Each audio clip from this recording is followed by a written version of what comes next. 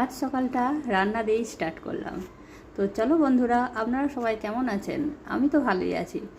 আজকে রান্না চলছে আমার আলু ভাজা বানাচ্ছিলাম জিরে আর শুকনো লঙ্কা ফোড়ন দিয়ে, লাস্টে পোস্ত দিয়েছি। তো পোস্তটা একটুখানি যাতে মুচমুচে ভাব চলে আসে সেই জন্য একটুখানি জাস্ট ভাজা হচ্ছে, আমার হয়েই গেছে।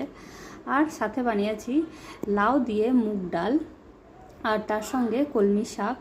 কলমি শাকটা মানে এমনি আজকে প্লেনই ভেজেছি, শুধু বড়ি ফোড়ন দিয়ে।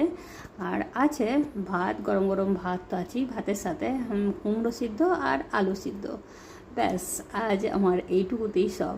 তারপরে হঠাৎ দেখছি বৃষ্টি পড়ছে। তো বৃষ্টি পড়ছে তাই আবার ছাদে চলে গেলাম। তো ভালোই লাগছে, বেশ আবহাওয়াটা প্রচুর ঠান্ডা হয়ে গেছে। কালকে বেশ গরম ছিল প্রচুর, আজকে ঠান্ডা আবহাওয়া, প্রচুর ভালো লাগছে বেশ। তাই ছাদে গিয়ে দেখছি যে গাছের ওপর এত সুন্দর জলগুলো দাঁড়িয়ে আছে পাতার ওপর। আমার এরকম জল যদি পাতার ওপর দাঁড়িয়ে থাকে না, দেখতে খুব মজা লাগে, আবার এটাকে নাড়িয়ে দিতেও মজা লাগে, বেশ ঝরে যাবে পাতার জলগুলো, দেখতে খুব সুন্দর। তাই ভাবলাম একটু ভিডিও করে নিই, আপনাদের সাথে শেয়ার করি, তাই এটা ভিডিও করছিলাম। আর গাছের ওপর জল পড়লে গাছগুলো এত সুন্দর হয়ে যায়, দেখুন কি সুন্দর দাঁড়িয়ে, ফুলের ওপর পাপড়িতে দাঁড়িয়ে আছে জলগুলো, তা এত ফোটা ফোটা হয়ে এত সুন্দর লাগছিল। তাই এটাই আমি আর কি আজকে ভিডিওটা করলাম। আর কেমন লাগলো ভিডিওটা অবশ্যই জানাবেন।